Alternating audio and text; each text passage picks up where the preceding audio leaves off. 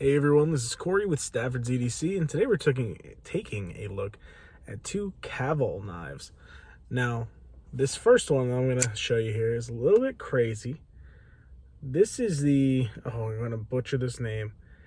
It's the Kawanona Gare, or something similar to that. It will be spelled out in the title, and it will be in the description as well, because I'm never going to say it right. You can see it's a Chris style blade. This is a front flipper frame lock made by Cavol knives. See that really funky shape to the handle to match the blade. Front flipper and that wicked blade. Just one edge on this. This backside's not sharpened.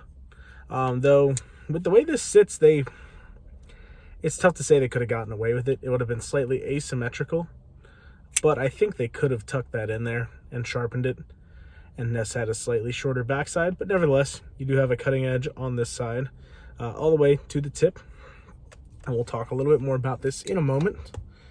The other knife right here, also from Cavol Knives, this is the Kamasu, K-A-M-A-S-U.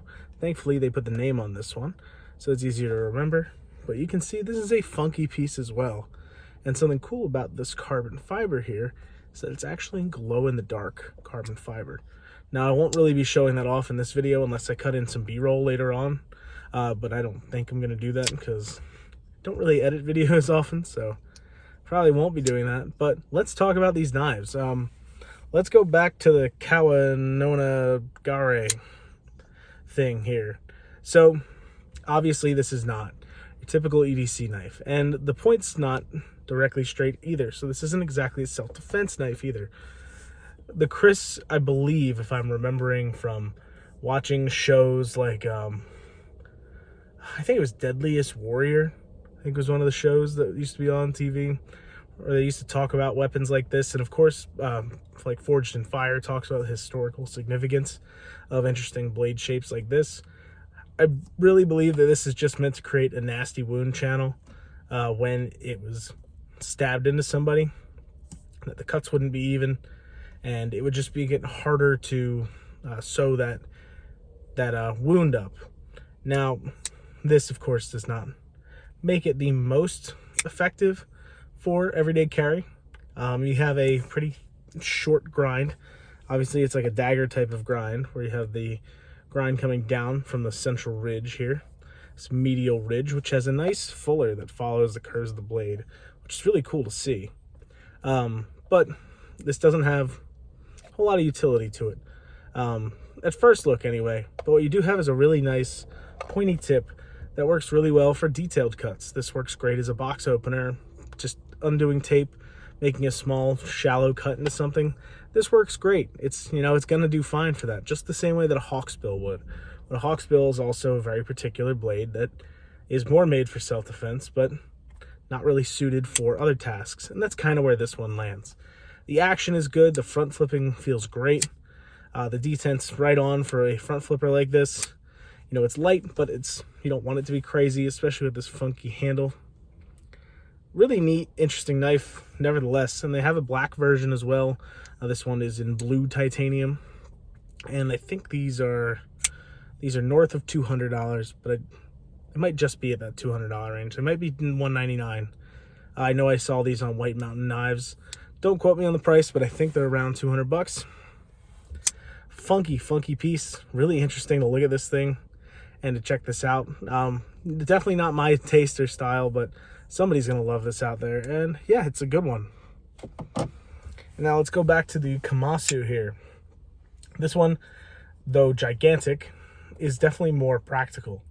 See how this fits my large size hand. There's plenty of handle hanging out either direction here, and it is just it's a funky knife. Now, where my hand wants to lay is right where this cutout is, right here. So I end up putting my pointer finger there with no real issues. That's kind of where my hand lands. Though if I do try and choke up, that's kind of where I have my one issue with the ergonomics of this knife. What I'll show this to you is right here. Sorry, there's people walking by me. So right there, that feels pretty comfortable. And I think you can kind of see what I'm talking about right now when I say I'm going to choke up. It's the heel kind of pulls down towards the handle there, the heel of the blade, and it's sharpened all the way to that heel. So you feel that, and it stabs you, and it can and will cut you. So it forces you to stay back here. And that's just the nature of the handle. Ergos are fine. The curve like this always makes a really nice feeling in hand on any knife. It's a little bit narrow, but that's not too bad, especially in this kind of saber grip position. Yeah, the jimping's on here, right on the back. It's fine. It could be more aggressive, certainly. Would help with the front flipping action as well if that was a little bit more aggressive. But they have plenty of tabs sticking out. A little bit stronger of a detent would be really nice to see as well. Though, of course, not a requirement, as it does work just fine. The other thing that I don't like about this knife, and it's just inherently part of the design, and it's personal taste, is the upswept tip. I mean, there's no other way to get this much blade in a handle like this. But, practically speaking, for me, an upswept blade doesn't do a whole lot. I'm not skinning anything. I'm not, like having all belly like this does not do me any good, personally. Now, I know some people want to use this maybe for food prep or on a surface where they can rock this blade back and forth and use that whole edge from heel to tip. But I'm not one of those people. And in this case, I actually ended up stabbing myself in the palm with this knife, which I no mark now. This is maybe 4 or 5 days ago at this point.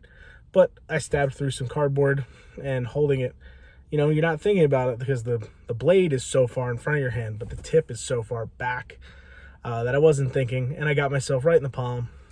So that felt great. But that's just inherent of a trailing point like this, or, Persian style blade, or whatever you want to call it. It's certainly not my thing. And yeah, just not my thing overall. Performance wise though, this is great. It has a hollow grind, or not a hollow grind. It's got a flat grind. It gets somewhat thin behind the edge, and it cuts well. The belly does work nicely for those slicing type of cuts, because you're staying in contact with an edge the whole time, and you're not getting any weird angles on it. Action's good. Detent's fine, like I said. I mean, it's a long knife overall, but it carries pretty well. The way this sits in your pocket kind of tucks it off to the side, thanks to the shape of it overall. So it ends up working out pretty nicely as a carry, though it's just not my style. And it will do everything you need it to do in terms of EDC. But man, that's just wicked and crazy, isn't it? What a funky design, and just so out of my preference. It's unbelievable, but it's cool to check it out nevertheless. Both of these, cool to check out, both not being knives I would ever buy myself. So, always thankful to be able to look at these and give you guys my thoughts on them as well. So these are both here from Cavol knives, Cavol. I will leave information for these down below, as well as the proper names, because I'm sure I butchered them. Like I said, I do know this is the Kamasu. Got it right that time. And this is the something or other that begins with a K and has the crisp-shaped blade. And it's just a funky one overall. But that's where I'm going to leave this one. So thank you guys so much for watching. I hope you enjoyed hearing my opinions and thoughts on these two knives. And with that, I hope you have a great rest of your day. Take care.